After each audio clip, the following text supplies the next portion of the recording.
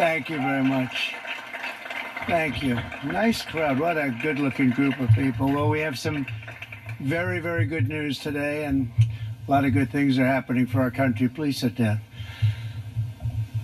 My fellow Americans, this is Liberation Day. Waiting for a long time. April 2nd, 2025 will forever be remembered as the day American industry was reborn, the day America's destiny was reclaimed, and the day that we began to make America wealthy again. Going to make it wealthy, good and wealthy. For decades, our country has been looted, pillaged, raped, and plundered by nations near and far, both friend and foe alike.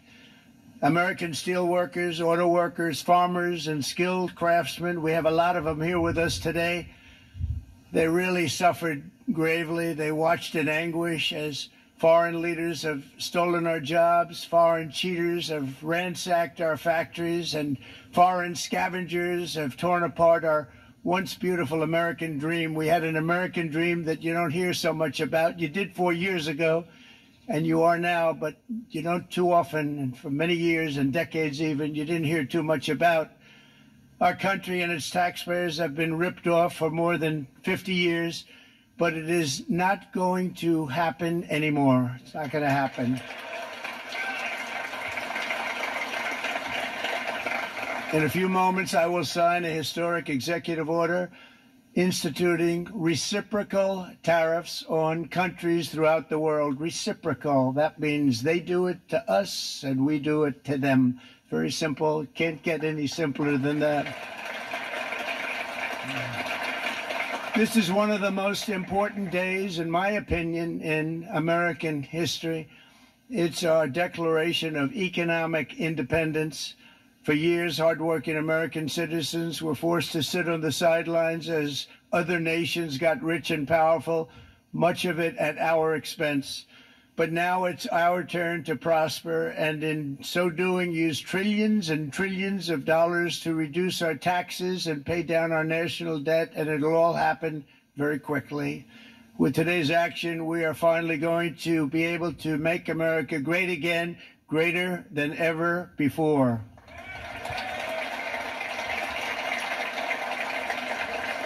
Jobs and factories will come roaring back into our country, and you see it happening already. We will supercharge our domestic industrial base. We will pry open foreign markets and break down foreign trade barriers. And ultimately, more production at home will mean stronger competition and lower prices for consumers. This will be indeed the golden age of America. It's coming back. We're going to come back very strongly.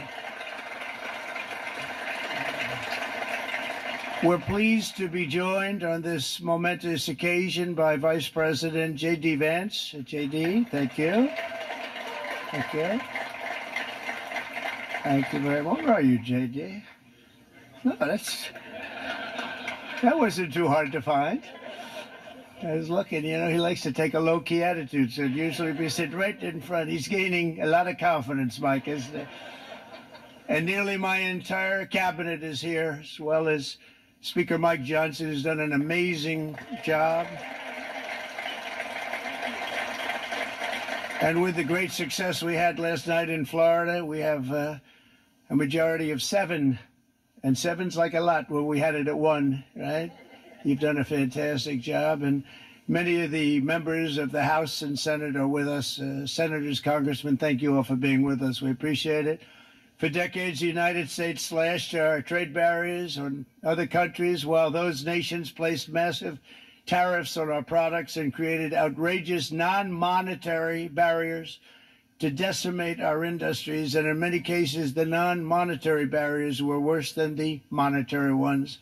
They manipulated their currencies, subsidized their exports, stole our intellectual property, imposed exorbitant VAT taxes to disadvantage our products, adopted unfair rules and technical standards, and created filthy pollution havens. They were absolutely filthy, but they always came to us and they said, we're violating, we should pay for it.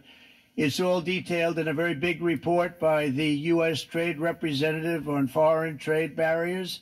and I'll just hold it up for you. It's available, and you don't have to pay too much. As I understand it, you'll pay nothing. It's a lot of work for something, actually, because it's a special book. It's frankly, it's very upsetting when you read it, when you see what people have been doing to us for 30 years. This all happened with no response from the United States of America, none whatsoever. But those days are over. Let me offer just a few examples of the vicious attacks our workers have faced for so many years. The United States charges other countries only a 2.4 tariff on motorcycles. Meanwhile, Thailand and others are charging much higher prices, like 60%. India charges 70%. Vietnam charges 75%, and others are even higher than that. Likewise, until today, the United States has for decades charged a 2.5 tariff. Think of that, 2.5% on foreign-made automobiles. The European Union charges us more than 10% tariffs, and they have 20% VATs, much, much higher. India charges 70%, and perhaps worst of all are the non-monetary restrictions imposed by South Korea, Japan, and very many other nations. As a result of these colossal trade barriers, 81% of the cars in South Korea are made in South Korea. 94% of the cars in Japan are made in Japan. Toyota sells 1 million foreign-made automobiles into the United States, and General Motors sells almost none. Ford sells very little. None of our companies are allowed to go into other countries. And I say that, friend and foe. And in many cases, the friend is worse than the foe in terms of trade. But such horrendous imbalances have devastated our industrial base and put our national security at risk. I don't blame these other countries at all for this calamity. I blame former presidents and past leaders who weren't doing their job. They let it happen, and they let it happen to an extent that nobody can even believe. That's why, effective at midnight, we will impose a 25% tariff on all foreign-made automobiles.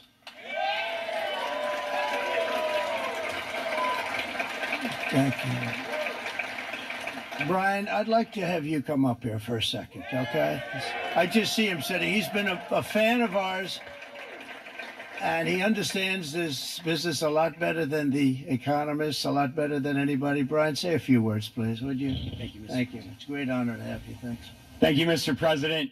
I grew up just north of Detroit, Michigan, in Macomb County, known as the home of the Reagan Democrats.